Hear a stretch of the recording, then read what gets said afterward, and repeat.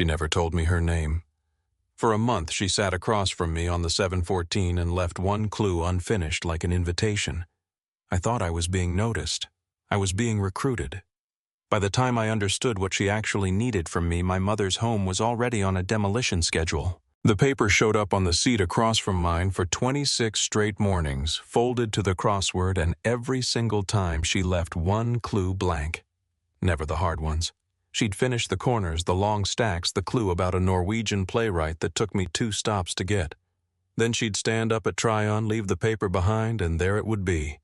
One empty row of squares waiting like a chair pulled out at a table. On morning 26, I finally said something. "You know they sell those at the station," I said. "You don't have to donate yours." She looked up. Her mouth pulled into a grin that showed up faster than I was ready for. "I'm not donating it, I'm outsourcing. Outsourcing. 19 down, 6 letters. Something a claims investigator does before breakfast." She tapped the page with her pencil. "I've been stuck on that one for a month." My coffee stopped halfway to my mouth. "I never told you what I do." "Didn't you?" I'd remember. "Then it was a good guess." She shouldered her bag as the train slowed. "You look at people the way my dentist looks at x-rays." That's a horrifying thing to say to a stranger. "You've been across from me since Labor Day. We passed Stranger about 11 mornings ago." The doors chimed. She was already up. 19 down, Owen. Take your time." She was gone before it landed on me that I had never told her my name either. I got off at 6th and stood on the platform like an idiot watching her cut left at the top of the escalator. Left. Away from every glass tower in Uptown. Away from every office anybody rides that train to reach. Wes Duffy had my desk chair spun around before I got my badge off. "You're smiling," he said. "You never smile before 10. Who died and left you happy?" "Nobody." "Owen. There's a woman on the train." Wes clapped once loud enough that 2 people looked over. "Finally. 2 years of you eating a turkey sandwich at your desk like a man serving a sentence. It's a good sandwich. It's a hostage situation with mayonnaise." He rolled closer. "What's her name?" "I don't know." "You don't know." "She knows mine." Wes stared at me, then put both hands flat on my desk like he was steadying a table. "Buddy, that's either the beginning of a very nice story or the beginning of a police report." "She left me a crossword." "That's worse. That's premeditated." He grinned, then softened the way he did about twice a year. "Hey, is this going to be a Rachel thing?" And there it was. "Don't. I'm just saying, you built a whole personality out of one text message." 11 words, I said. "She sent me 11 words 3 weeks before the wedding. I counted them in the parking deck at work. I can still recite them." "I know you can. That's my point." "Can we do claims now?" "We can do claims now." He rolled back an inch. "But for the record, a woman who does crosswords and leaves you the last clue on purpose is not sending 11 words. I made it until 4 o'clock before I pulled up the Pinewood Terrace file, and that had nothing to do with her." "Not yet." Wes noticed anyway. "Sugar Creek Road." He read over my shoulder. "That's a trailer park. Manufactured housing community. And don't say trailer park around my mother unless you want to get hit with a spatula. Your mom lives there. Lot 41. 26 years driving a school bus for the county, and that's the house it bought her." "So she owns it." "She owns the house. She rents the ground under it." I turned the monitor toward him. "That's the whole trap, Wes. Everybody hears mobile home and thinks it moves. That thing was set in 1978. Moving it costs more than the house is worth, and half of them fall apart on the truck. So when the land sells, you don't get to take your house with you. You walk away from it." Wes stopped grinning. "That can't be legal." "It's completely legal. That's what makes it work." My phone rang at 6:12 and my mother's name came up on the screen, and I knew from the first syllable. "Owen." Her voice came out thin and shaking. "There was a man here. He put a paper on everybody's door." I stood up so fast my chair hit the wall. "Mama, slow down. What does the paper say?" "It says 90 days. She started crying, then the hard kind, the kind she never let me hear, not even at Daddy's funeral. 90 days, baby.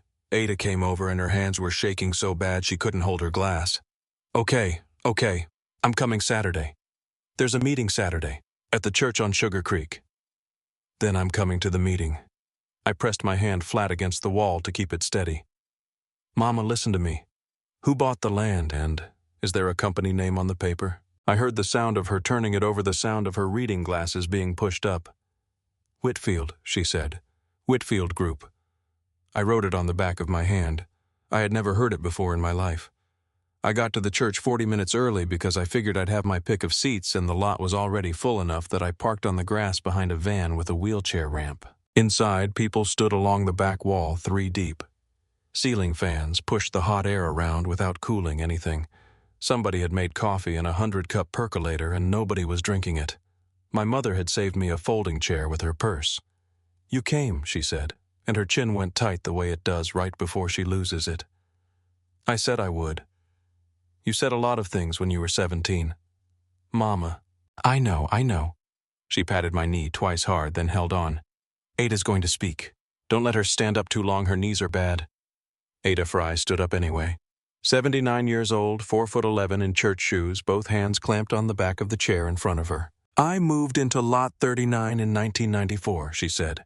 Her voice came out shaking and she pushed through it. "My husband set that house down himself. He's buried out at Sharon Memorial. I have 31 years of tomato plants in that dirt."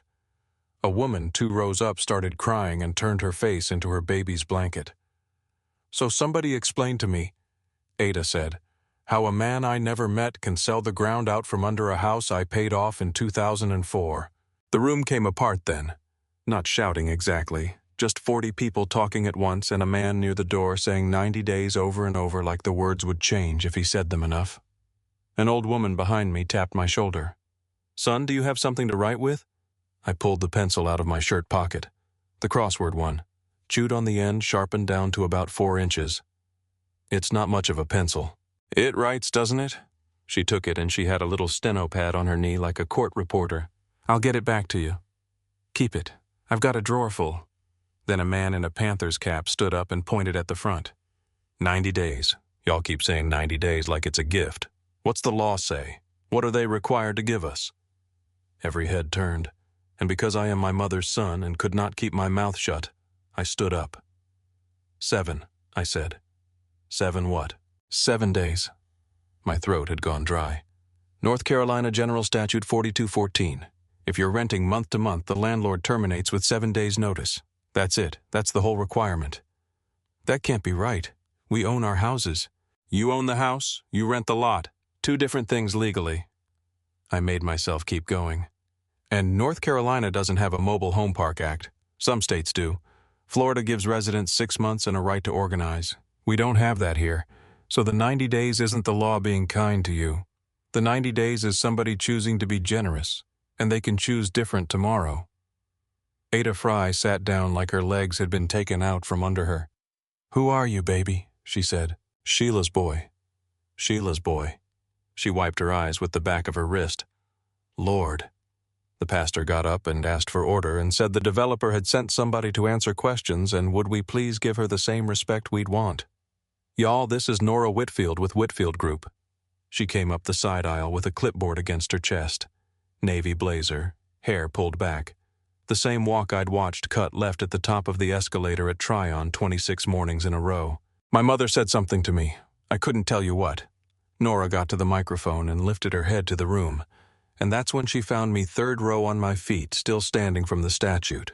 Her hand went flat on the clipboard. Her jaw moved once like she'd swallowed something too big. Then she said, "Good afternoon," and her voice cracked straight down the middle on the second word. She got through 40 minutes. Relocation assistance, a phased schedule, a phone number for questions. Every time somebody's voice broke, she looked at them instead of at her notes, which was more than I expected and made it worse. She never looked at me again, not once. That took work. I caught her in the gravel lot at 6:30 between a church van and a Buick with a Vietnam veteran plate. "Nora Whitfield," I said. She turned around with her keys already in her fist. "Owen." 26 mornings. "I know how many. You sat across from me on a train for a month while your family was drawing lines through my mother's street." "I didn't know she was your mother." Her eyes were wet and furious at the same time. "I want that on the record. I did not know about Lot 41. "But you knew about the rest of it." Her chin came up. "You got here earlier than I planned for." And she heard it the second it left her mouth. I watched it hit her, the words sitting out there in the gravel between us, ugly and honest. Planned. I had a speech ready by Monday. I'd worked on it Sunday while I mowed my mother's lot, and it was a good speech, tight in the middle, brutal at the end. She was in her seat when the doors opened at Scalybark. No paper. Hands folded on top of her bag like a woman waiting for a verdict. "Before you start," she said, "I'm an architect." "I'm sorry. You're going to ask what I do there, so I'm answering first. I'm an architect. Development division. I've been licensed 4 years. She said it fast, like a person reading her own rights out loud. I did not buy that land. I did not price the relocation. Somebody handed me a parcel and a program and told me to design what goes on it. And you said yes. I said yes. Her jaw flexed. Say the rest of it. You've clearly got it loaded. So I fired. My mother is 71 years old. She drove a school bus for this county for 26 years, and she paid off that house in a place your family bought like a case of beer. That's fair. Ada Fry has 31 years of tomato plants in that dirt. That's fair too. Stop agreeing with me. It's infuriating. Her mouth went sideways and something in her face cracked open for half a second before she shut it again. Would you rather I lied? I can lie. I'm very good at it. I've had a lot of training. Nora, you said my name. That's what it is, isn't it? Everybody says the last one first. She looked out the window at the back of a warehouse going by. Ask me your real question. Fine. I leaned forward with my elbows on my knees. Is it done 90 days bulldozers, that's it? No. I sat back so hard the seat frame knocked my spine. Say that again.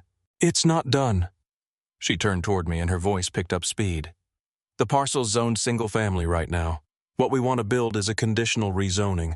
That means it doesn't happen unless City Council votes it through, and Council doesn't vote until there's a public hearing, and at that hearing anybody who lives near that site can walk up to a microphone and talk for 3 minutes. 3 minutes. 3 minutes and the vote is public, and every one of those council members has to run again.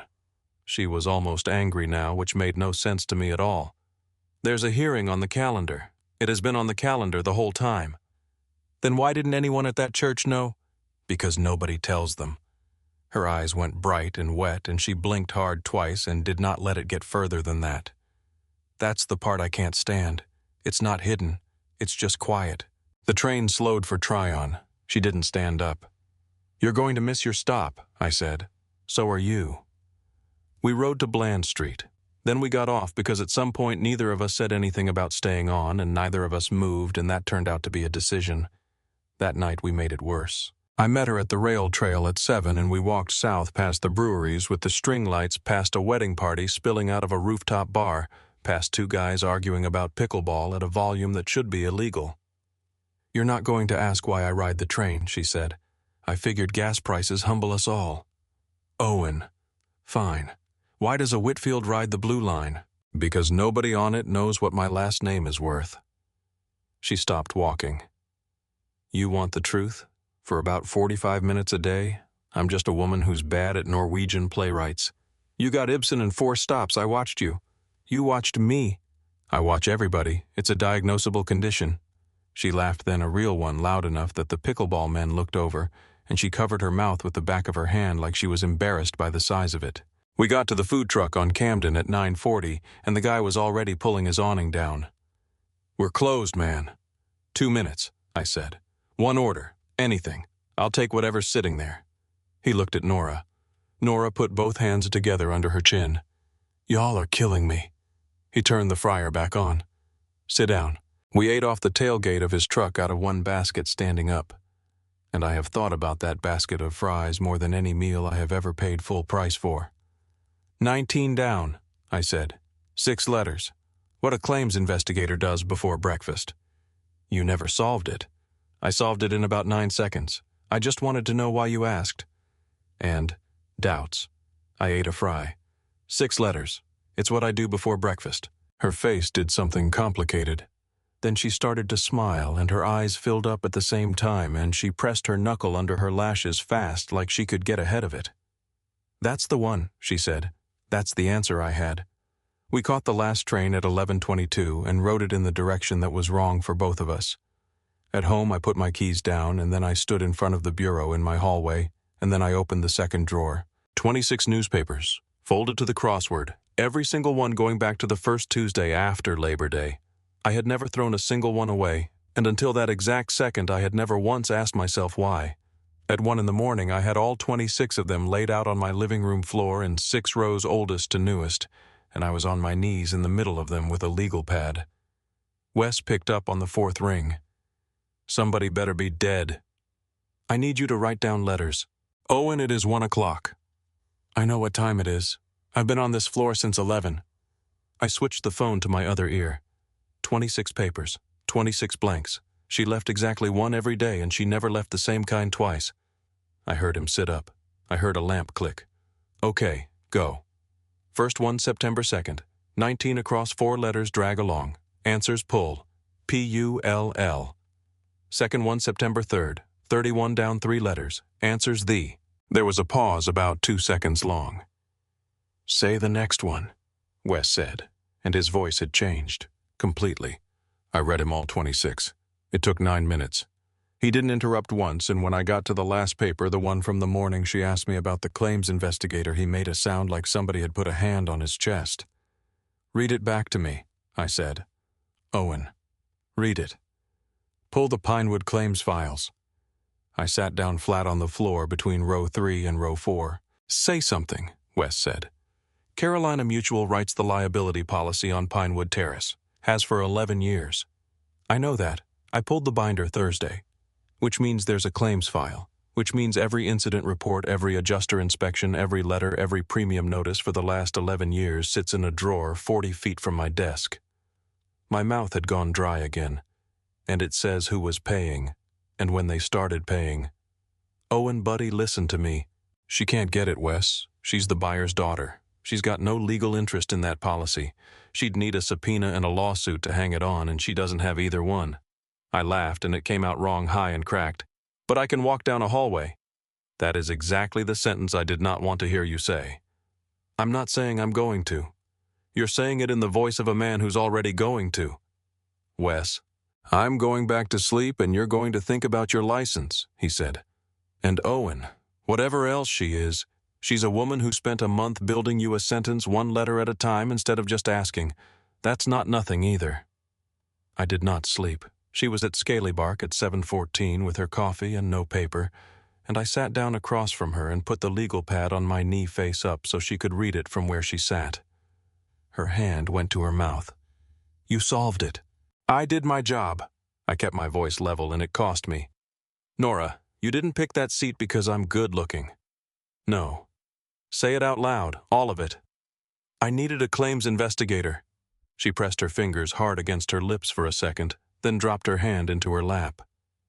Not a claims investigator, one at Carolina Mutual. There are 4 of you on that policy, and 3 of them are 60 years old and take the Independence exit at 6:30 in a Tahoe. So you rode the train until you found the one who didn't drive? Yes. How long did that take? 9 days. And how long before you were sure it was me? She started to answer and had to stop and start again, and her eyes had gone red at the rims. The 5th morning after that. You gave a man your seat, and then you spent 2 stops explaining to him why his flood claim got denied, and you weren't even nice about it, you were just accurate. Her breath hitched. You didn't want anything from him. That's when I knew. That's 14 mornings. Yes. Then explain the other 12. I leaned in. Because you had your investigator. You had everything you needed. You could have handed me a note. You could have said 1 sentence out loud in 9 seconds. Instead, you spent 12 more mornings hiding a request inside a puzzle. Because saying it out loud meant telling you my name. It came out of her too loud, and a man across the aisle looked over and she didn't care, and that was the first time I ever saw her not care. You want to know what happens when I say my name, Owen? Everybody's face changes. Every single time. There is a version of you I would never have gotten to meet. She reached over and took the pencil out of my shirt pocket to point at the legal pad, and her fingers came down over the back of my hand and stayed there. 4, maybe 5 seconds. Long enough that both of us knew it was 5 and not 1. The train slowed for Tryon. I needed you. Yes. She stood up and put the pencil back in my pocket, and her knuckle brushed my collarbone doing it. But I already had everything I needed 12 mornings before I ran out of nerve. Do the math on what those 12 mornings were for. Then she was gone up the escalator and I sat there past my stop for the second time in 2 days, holding a legal pad that spelled out the one thing I was not allowed to do. She showed up at my door Friday night with 2 grocery bags and an expression like she was daring me to say something about it. "I'm cooking. You're cooking. Move." She got past me sideways. "I have been informed by a man on a train that I hide behind competence, so tonight I am going to be publicly bad at something." "I never said that. You said it with your entire face on Tuesday." 40 minutes later, the kitchen smelled like a scorched penny, and she was standing over a pan holding a spatula like it had insulted her. "What is happening to it?" "It's seizing." "Why is it seizing, Owen?" "Because the heat's too high and you dumped everything in at once." I reached past her and killed the burner. "Hey, look at me. How many meals have you actually made start to finish by yourself?" Her mouth opened and shut. "Counting tonight. Nora." "1." She set the spatula down very carefully like it might go off. "There was always somebody. Growing up there was Bernice, and after that there was school, and after that there were there were always people." I pulled the pan off and got the eggs out of the fridge. "Sit on the counter." "I can help." "You can sit on the counter and tell me about Bernice." She hopped up and she was quiet for a second, but it was the kind where you can see somebody deciding how much to hand over. "4 people," she said. "That's my whole family. 4 people, and my mother's dining table seats 12, and we sat at it every Sunday of my life in the exact same 4 chairs. She picked at the edge of her sleeve. "There were 8 empty seats, and nobody ever said one word about them." "Nora, are those eggs going to be edible, or are we both going to lie about it?" And that was the door closing. I heard it. I let her close it because you don't pry at somebody who just handed you something on purpose. We ate scrambled eggs at 11 at night, and she laughed so hard at my toaster that she had to put her plate down on the floor. I drove out to Lot 41 the next morning to help my mother sort papers because 90 days means paperwork, and my mother's filing system is a Buster Brown shoebox from about 1988. She had made me sweet tea before I got out of the truck. "Sit," she said. "Ada's coming at 10. "Mama, it's 11:30. "Then Ada's late." She frowned at the clock over the stove, and then she frowned at it a second longer than she should have, and something in me went cold and quiet, and I put it away for later. "Well, she'll come when she comes." We went through the box. Deed to the house. Title: The lot lease, 4 pages, signed in 1999. 26 years of property tax receipts because my mother has never thrown away a piece of paper in her life. Then I hit an envelope from a company I didn't recognize, and inside it was a check stub. $3,000. Dated the 8th of August. Relocation assistance, Pinewood Terrace. "Mama." My voice came out strange. "What is this?" "That's the bonus." "The what?" "The bonus for the long-timers." She said it like I was slow. The young man came around in August, real polite, said folks who'd been there over 20 years were getting something extra. $3,000. Her chin lifted. I put it on the truck note, and the rest went to Ada's air conditioner. I turned the stub over. There was a paragraph on the back. 6-point type gray ink, the kind you need a lamp for. "Mama, I need you to listen to me and not get mad. I don't like when you start like that." "I know." I brought the lamp over. "This is called an accord and satisfaction. It's in the Commercial Code section 25311. It says if somebody hands you a check and the check itself states that cashing it settles the whole dispute and you sign the back and take the money, then the law treats that as you agreeing. Not just to the 3,000, to all of it." "That's not what he said." "I know it's not. He said bonus." Her hands had started to shake around the glass. "Oh, and he stood right there on that step and he said bonus." "Did he give you anything else to sign a separate page?" "I don't." She stopped. She looked at the shoebox, then at the counter, then back at the shoebox, and I watched my mother go looking for a Thursday in August and not find it. "There was a clipboard. I think there was a clipboard. Do you remember signing it?" "I remember he was polite," she said, and her whole face came apart. "Baby, I don't remember, and I have thought about that morning 900 times since Ada told me, and I cannot find it." She started sobbing, then hard both hands over her mouth, 71 years old and shaking like the floor had dropped. I got around the table and got my arms around her, and my throat locked up so tight I couldn't get a word past it. 12 years. 12 years I have made my living reading the gray paragraph on the back of the page. And in August, when a polite young man walked up my mother's steps with a clipboard, I was 40 minutes away at my desk eating a turkey sandwich. I bought a paper Monday out of habit, and there was nobody sitting across from me to leave it for. Tuesday, I bought one anyway. Wednesday, I bought one anyway, and I folded it to the crossword and left one clue blank like a man setting out a bowl of milk for a cat that has clearly moved. 4 texts from me since Saturday night. 2 words back. Looking into it. Wes found me in the file room Monday with my hand on the drawer handle. Don't. I'm not. Your hand is on the drawer. My hand is on a drawer. That's not a felony. Owen. He pulled the door shut behind him. Say out loud what happens if you open it. Say it like you'd say it to a client. I'd be accessing a claims file on a policy where an immediate family member is a potential claimant. Keep going. That's a conflict of interest under the Department of Insurance rules. My adjuster license is issued by the state, not by this company.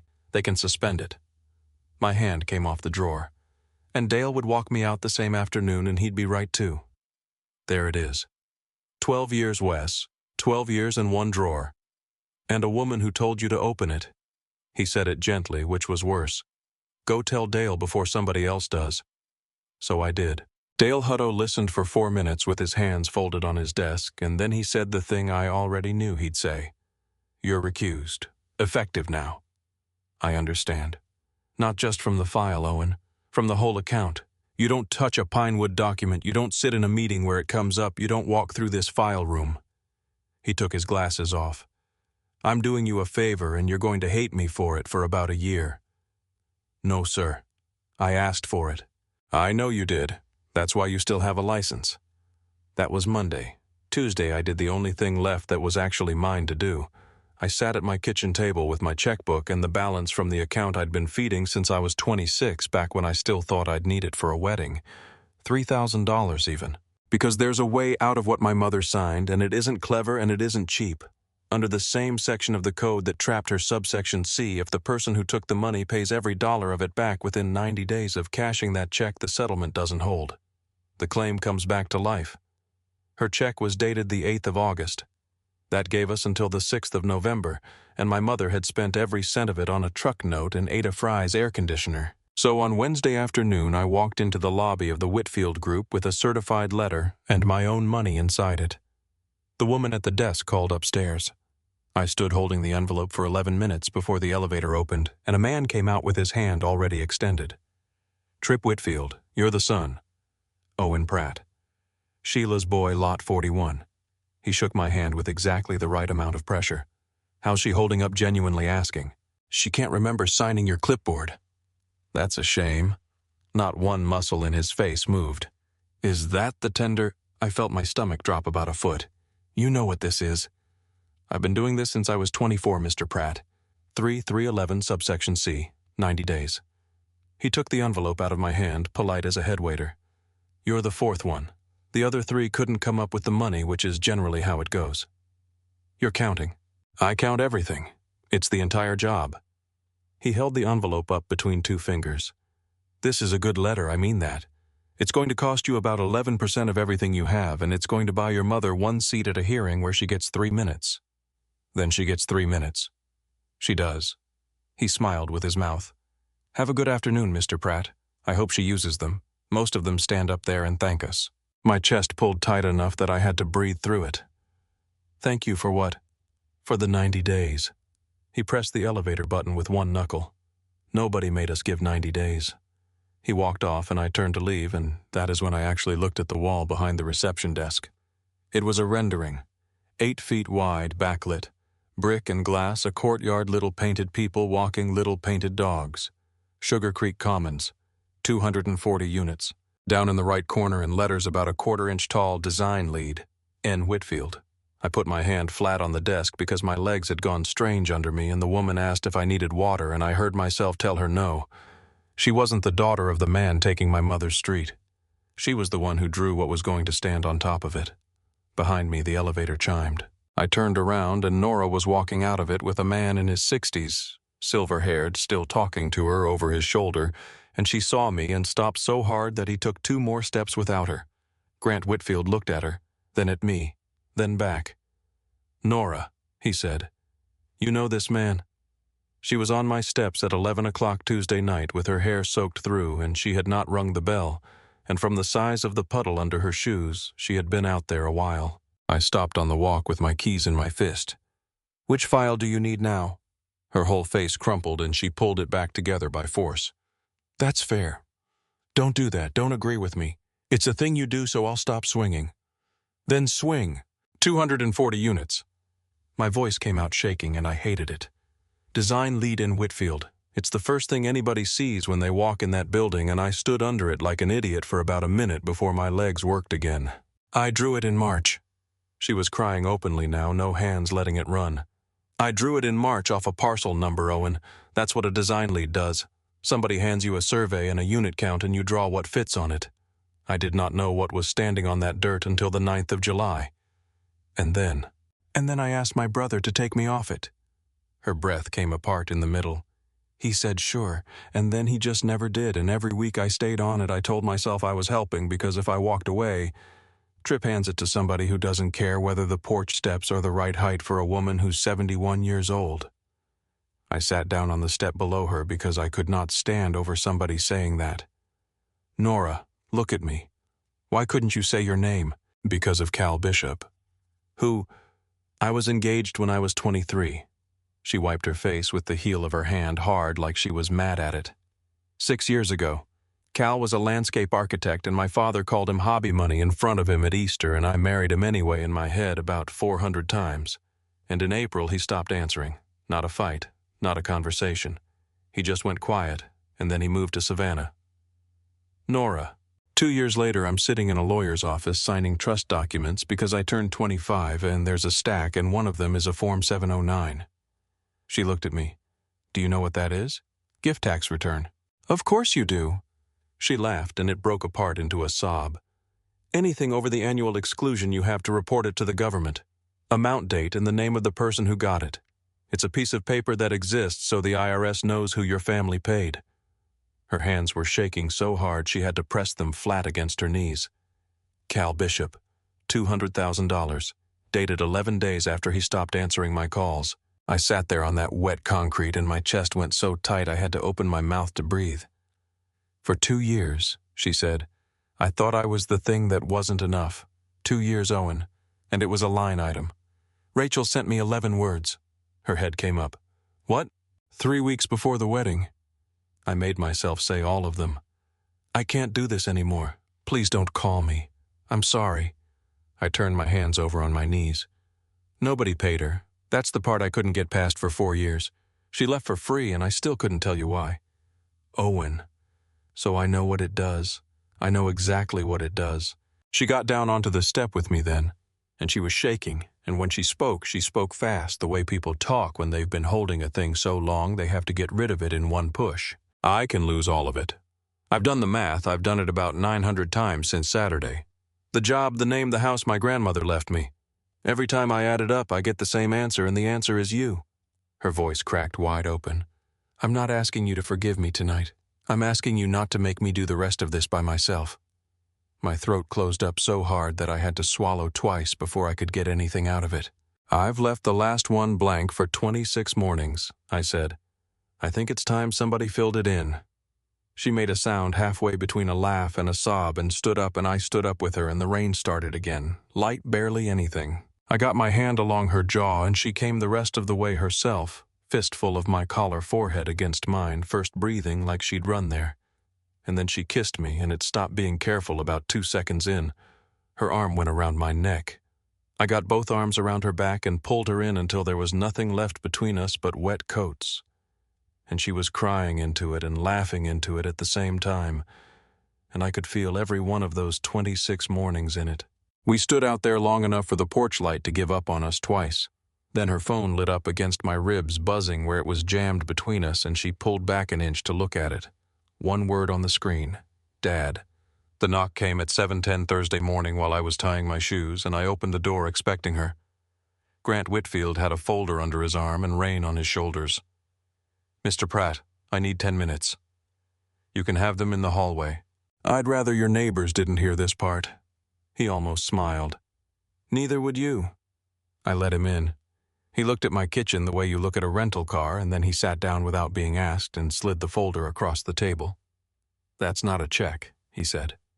"I want to be clear about that because my son told me what he'd have done and I told him he's an idiot." "What is it?" "Open it." I opened it.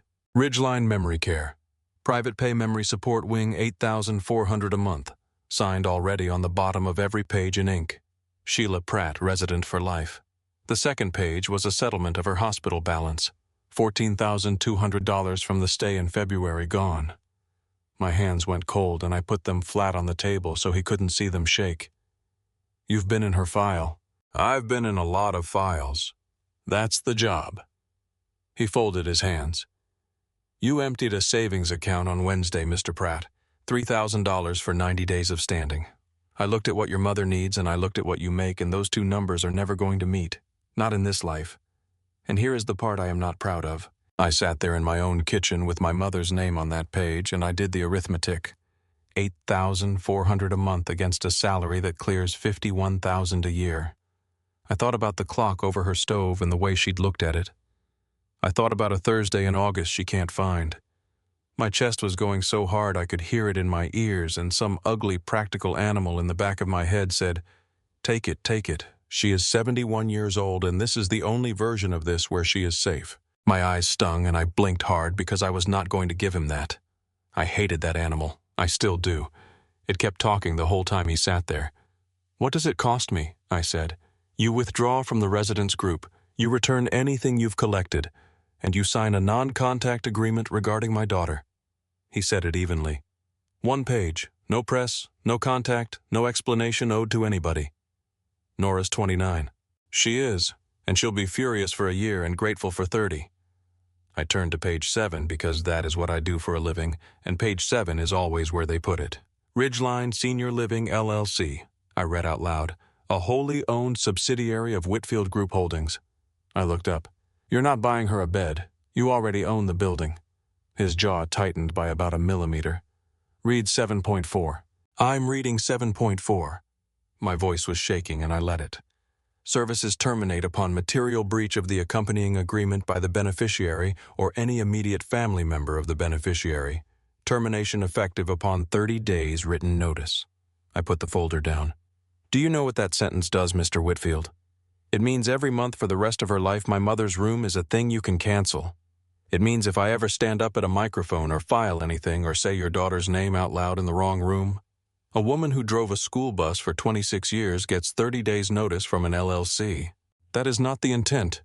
Intent isn't in the contract. That's what a contract is for." I shoved it back across the table hard enough that it spun. "This isn't care. It's a leash, and you tied the other end to my mother."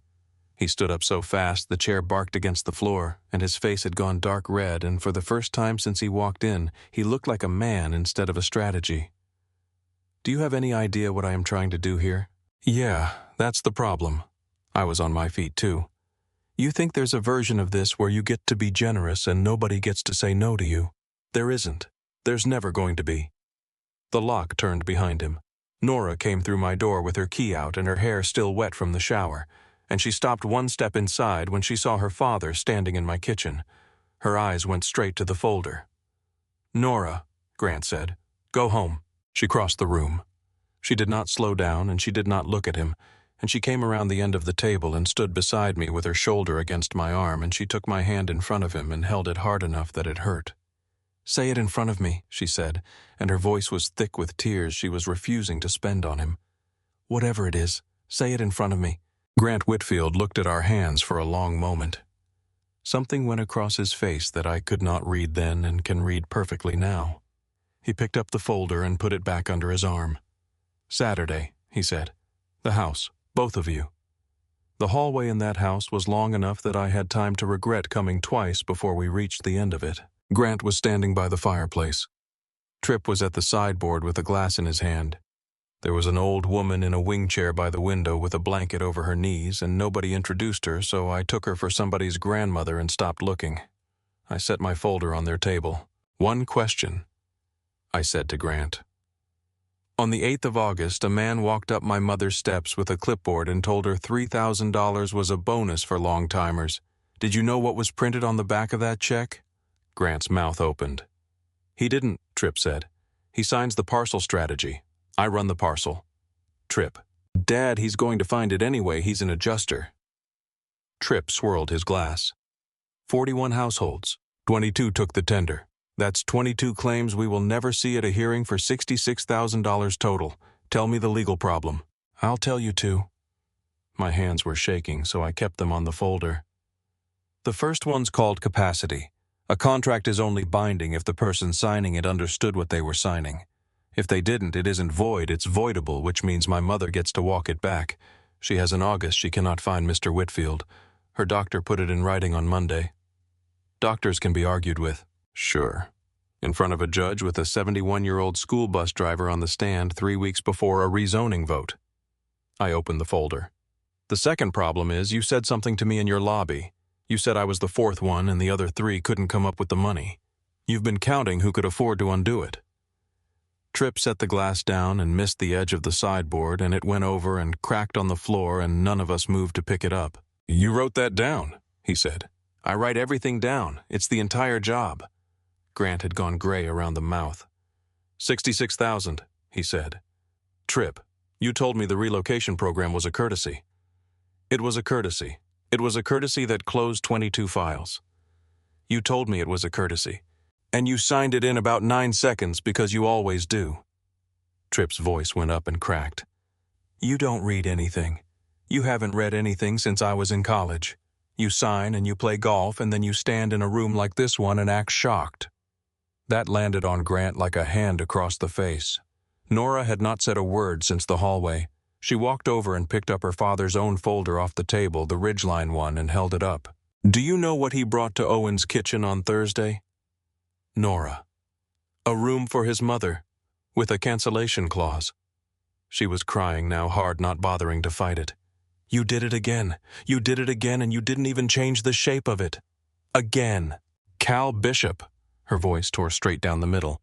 $200,000 11 days after he stopped answering me. I found it on a gift tax return in a lawyer's office when I was 25, and I have never once asked you about it because I was afraid of the answer. Grant put his hand out toward the mantel and missed it and had to catch himself on the stone. He was going to leave anyway, he said. He hadn't left yet. It came out of her as a sob. For 2 years I thought there was something wrong with me. 2 years, Daddy. Nora. I'm not finished. I asked Tripp in July to take me off that parcel. He said yes and never filed it, and I stayed and I drew a courtyard on top of Ada Fry's tomatoes, and that is mine. I'm not pretending it isn't. She wiped her face with both hands. But I am done being the thing this family buys its way out of. Then a voice came from the wing chair by the window. You sat 2 rows behind me at the church on Sugar Creek. I turned around. The old woman had folded her blanket back. She had a steno pad on her knee, and she held up a pencil chewed on the end, sharpened down to about 4 inches. You gave me your pencil, she said. I've been meaning to return it. Grant's head snapped toward her. Mother. I've been to all 9 meetings, Grant. Eleanor Whitfield closed the pad.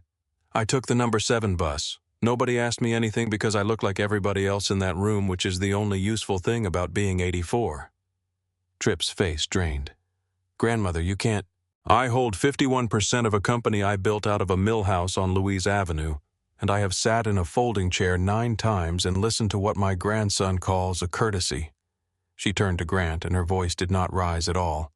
Son, when did you stop reading things before you signed them?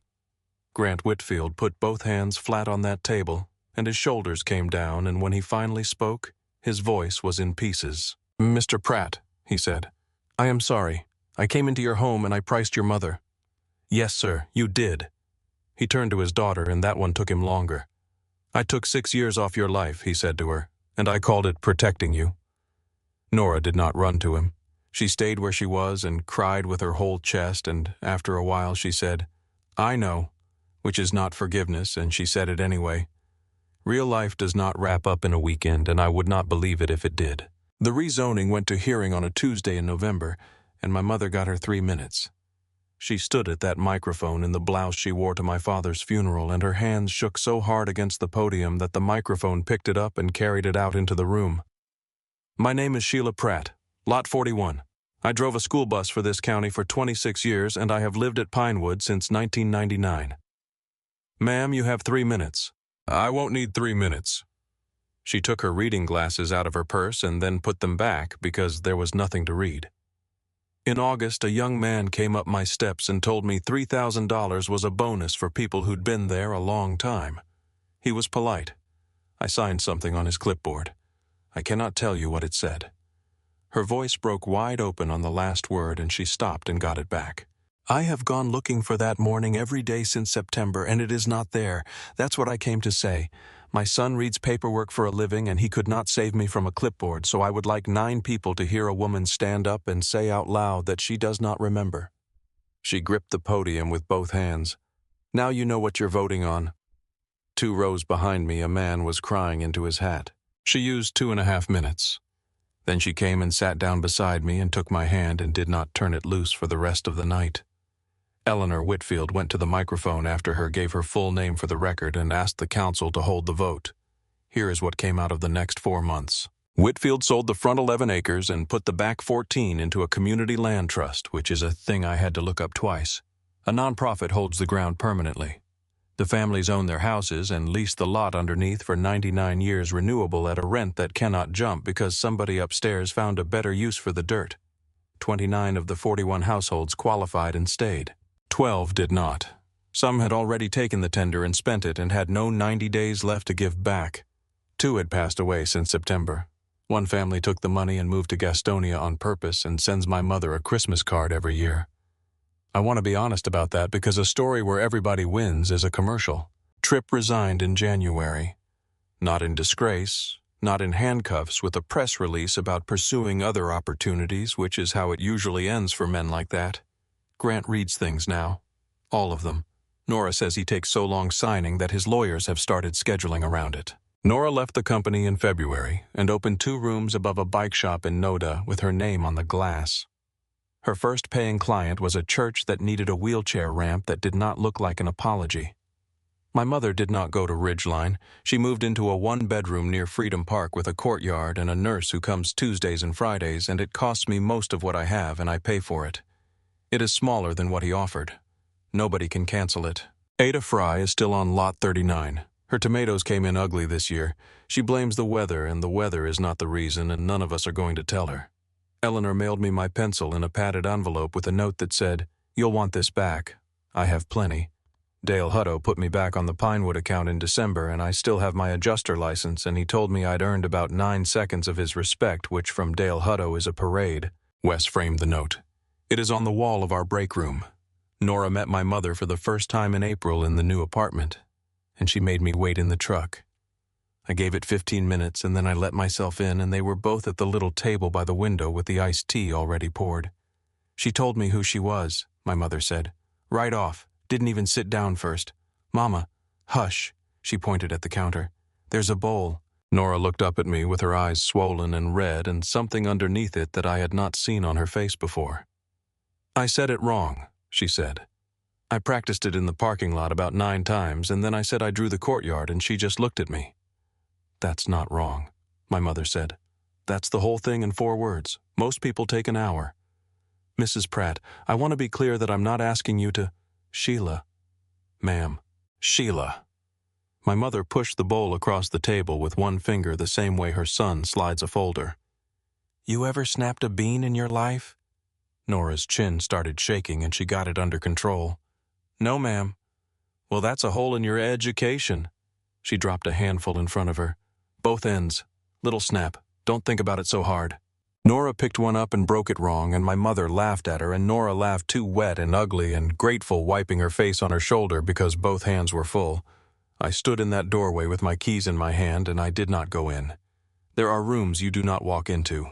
That was one, and I knew it the second I saw the bowl. They snapped beans for an hour. On a Sunday in May, Nora put the paper down on my kitchen table and slid it across with her coffee. "You're going to hate 19 down," she said. "You did this on purpose. I have done every single thing on purpose since Labor Day."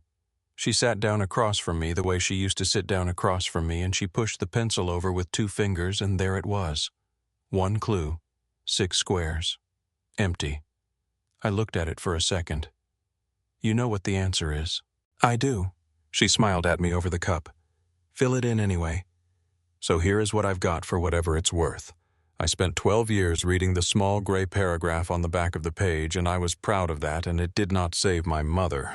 What saved her was a woman on a bus route nobody bothered to look at, and an old lady with bad knees who stood up in a church hall and said a dead man built her house. The paperwork mattered. It only mattered because people showed up first.